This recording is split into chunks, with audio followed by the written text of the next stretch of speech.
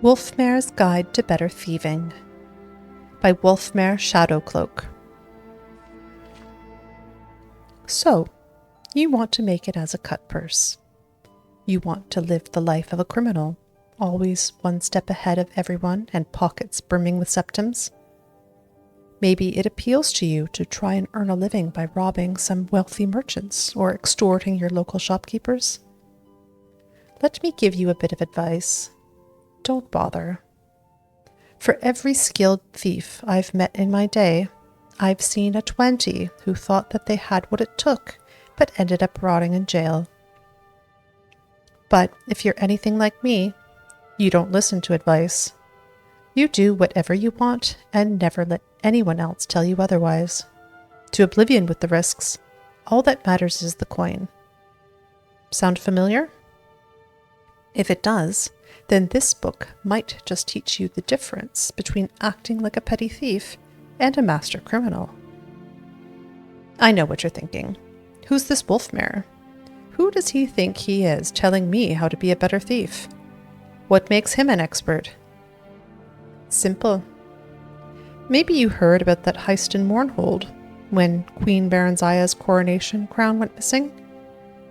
Or perhaps the tale of an elder scroll gone missing from the White Gold Tower reached your ears. That's right. It was yours truly. I've done just about every kind of job you can imagine, and I've got the septims put away to prove it.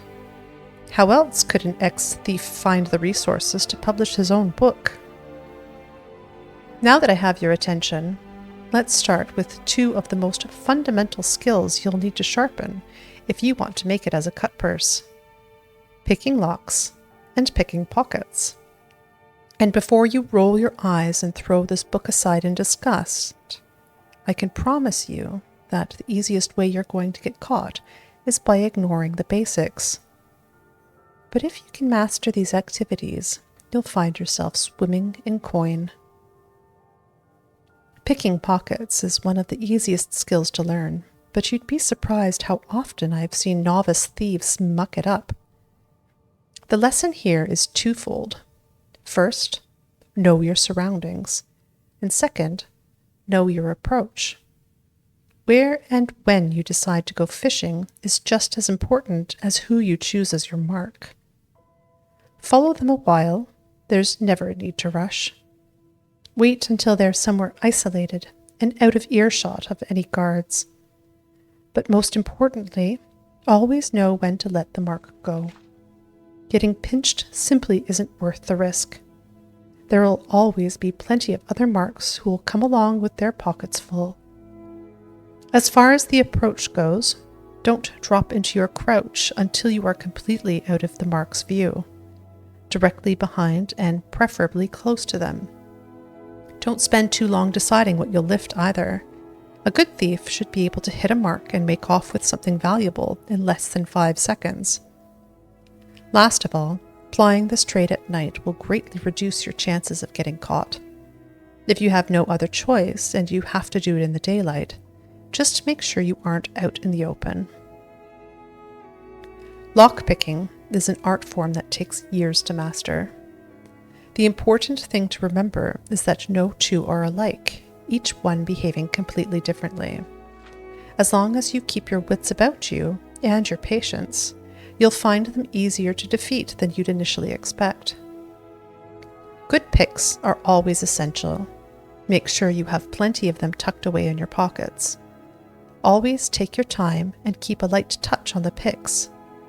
When the tumblers begin to fall into place, you should feel the pick tremble ever so slightly. This means you're near the sweet spot. Slow down at that point and only move the picks with the finest touch.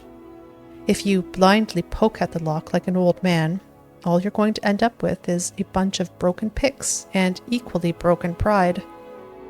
As a last resort, if the lock is completely confounding you, there's always the option of smashing it. Just keep in mind that this is rarely successful and could potentially make a great deal of noise. By using my techniques, I'm not merely suggesting you'll be a successful thief. I'm giving you a solid guarantee. All it takes is a little bit of patience and a great deal of practice. Then maybe, just maybe, you'll become as successful as Wolfmare. In my next volume, we'll move on to another important tool in your arsenal, sneaking. I'll prove to you that the shadows can be just as potent of a weapon as your blade, if you know how to bend it to your will.